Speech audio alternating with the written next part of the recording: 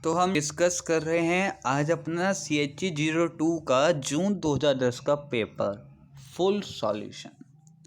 Okay, आपका exam है 11 तारीख को, तो 10 तारीख तक मैं सारे इसके प्रीवियस ईयर्स के क्वेश्चंस डाल दूँगा। ठीक है, तो आपका पेपर अगर 13 को है तो आप आराम से सारे प्रीवियस ईयर क्वेश्चन का सॉल्यूशन देख सकते हैं। ओके, तो चलो स्टार्ट करते हैं। ये सब क्वेश्चन आपके 1 मार्क्स के हैं। ठीक है, पहला क्वेश्चन है आपका कि इलेक्ट्रॉनिक कॉन्फ़िगरेशन लिखनी है उस एटम की जिसका एटॉमिक नंबर 29 है। तो इलेक्ट्रॉनिक कॉन्फ़िगरेशन लिख रखे, नीचे देखो 1s2 2s2 2p6 3s2 इस तरह से। ठीक है, ये इसका आंसर दे रखा है।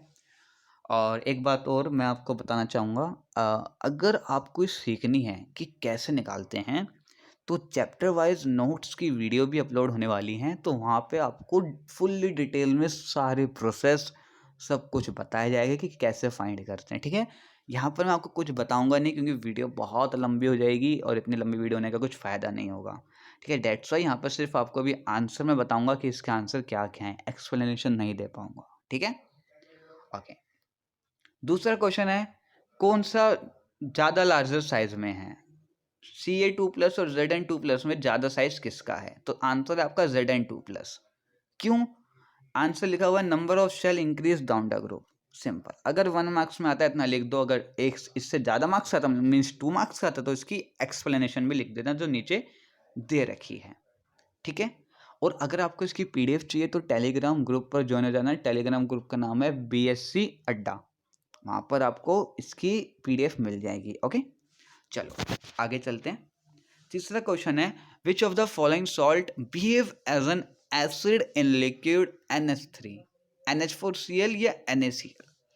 ये एक्चुअली थोड़ा मिस्टेक हो गया है लिखने में, ये NaCl है और ये लिखा हुआ है NH4Cl।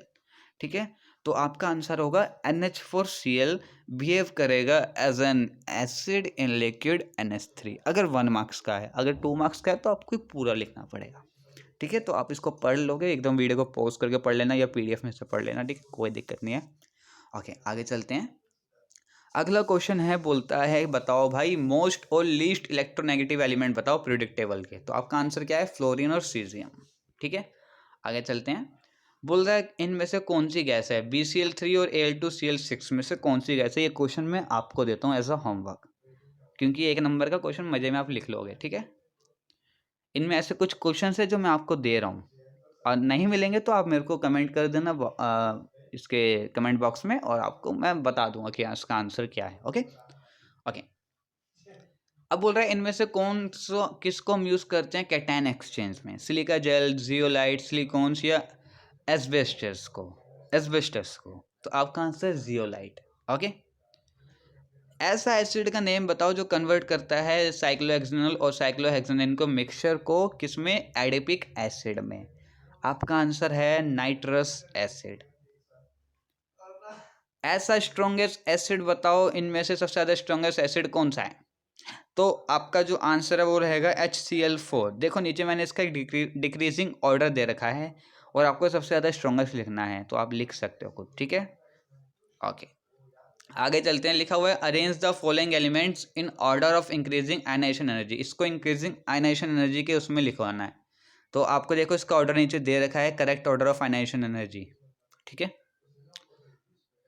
बोल रहा है इनमें से कौन से कार्बन के ऊपर जो मतलब कौन से कार्बन की ऑक्सीडेशन स्टेट 0 है? किसमें? CH4 में, CCl4 में, CHCl2 में,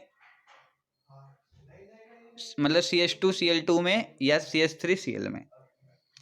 तो आपका आंसर जो है वो है CH4।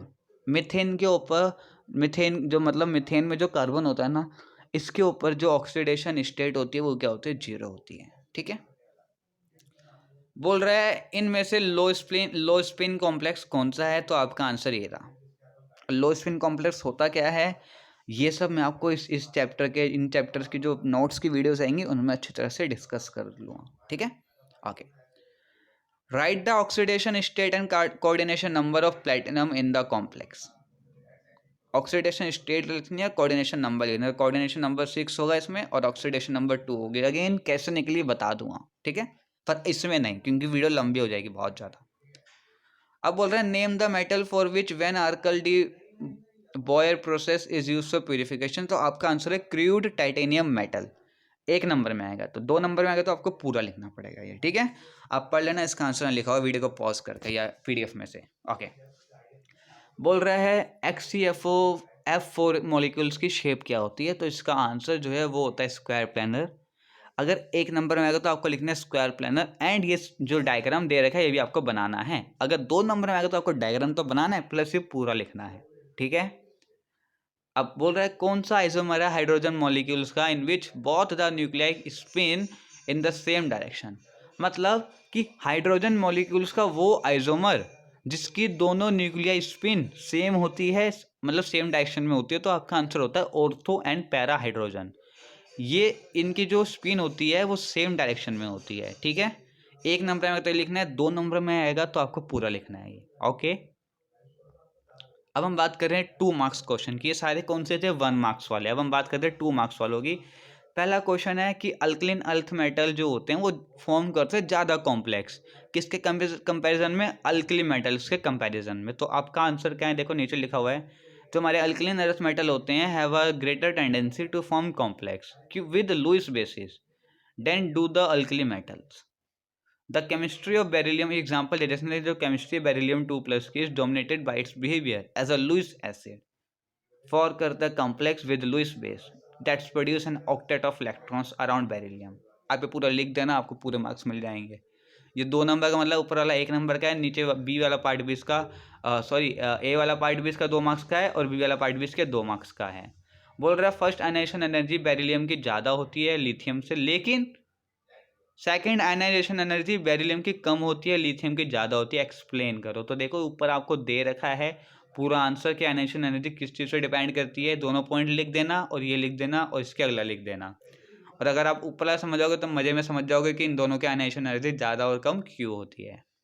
ओके, अगला क्वेश्चन, लिथियम कंपाउंड जो होता है वो have more covalent character than K compounds. K मतलब पोटेशियम कंपाउंड्स। ओके, आंसर देखो पूरा लिखा हुआ है कि क्यों होता है, कैसे होता है, पूरा डिट्टो आंसर है। आप ऐसे लिख के आ जाना, आपको पूरे मार्क्स मिल जाएंगे 2 नंबर। ओके, अब ये अगला क्वेश्चन है, इसकी रिएक्शंस आपको लिखना है, ये आपको बुक में मिल जाएंगी। डेट्स से मैंने नहीं लिखी हैं क्योंकि मैंने गूगल करी थी तो उसमें नहीं मिली थी हमें ये डेट्स, इसलिए इसमें नहीं लिखी हैं, ठीक है। अब उससे why do halides and hydride of beryllium polymerise. Answer है सारे हैलाइड जो होते हैं बेरिलियम के कोवलेंट होते हैं, इलेक्ट्रॉन डेफिशिएंट होते हैं, इसलिए because of this they are unstable since in order to attain stability they polymerise to make long chains, ठीक है। अब ये क्वेश्चन नंबर 3 है कि CCl4 हाइड्रोलाइज होता है पर SiCl4 और SnCl4 हाइड्रोलाइज इजिली नहीं होते, क्यों। ये 5 क्वेश्चन है और इन सबके आंसर यहाँ पे लिखे हुए हैं। फर्स्ट का आंसर ये रहा, सेकंड का आंसर ये रहा, थर्ड का आपको खुद करना है, फोर्थ का आंसर ये रहा और फिफ्थ का आंसर ये रहा, ठीक है। एक मैं आपको दोबारा बता देता हूं। फर्स्ट का आंसर, ये पूरा फर्स्ट का आंसर है आपका, ये थर्ड का आंसर है, ये आपका सेकंड का आंसर है, सेकंड का आंसर है ये आपका फोर्थ का आंसर है और ये आपका फिफ्थ का आंसर है, ठीक है। सारे बता दिए 1 3 2 4 5। ओके, आगे चलते हैं। बोल रहा है how is boron nitride obtained from borax. Boron nitride कैसे ऑब्टेन्ड होता है बोरेक्स से, तो इसकी पूरी इक्वेशन लिखी हुई है, केमिकल इक्वेशन, ठीक है। ये पूरी केमिकल इक्वेशन है। Okay, boric acid can be estimated by titration against, ये पूरा आंसर लिखा हुआ है और ये अगला क्वेश्चन है इसका आंसर भी यहाँ पे आपको गिवन है। ये आपको खुद करना है, आपको मिल जाएगा, डेट से मैंने दे रखा है कि खुद करना है, आपको मिल जाएंगे इसलिए, ठीक है। IUPAC नेमिंग लिखनी है इनकी, ये IUPAC नेमिंग लिखी हुई है इनकी, और अगले क्वेश्चन में इनका आपको फॉर्मूला लिखना है, इनके ऊपर शॉर्ट नोट लिखना है, ये भी आपको बुक में मिल जाएंगे। डेट से मैंने इसके बारे में नहीं लिखा है बिकॉज ये बहुत इजी लिखने हैं, आपको 1 मार्क्स के हैं, तो इनकी डेफिनेशन लिखनी है, आपको इजीली मिल जाएंगे, गूगल कर सकते हो या आप यूट्यूब पे भी डाल सकते हो, फ्लोटेशन प्रोसेस क्या होता है उसकी डेफिनेशन लिख सकते हो। ओके, डेट्स वाई मैंने नहीं डाला इसमें। ओके, सेपरेशन ऑफ लेंथनॉइड्स बहुत ज़्यादा डिफिकल्ट क्यों होती है, लेंथनॉइड्स की सेपरेशन करना डिफिकल्ट क्यों होता है, इसका आंसर यहाँ लिखा हुआ है अच्छी तरह से।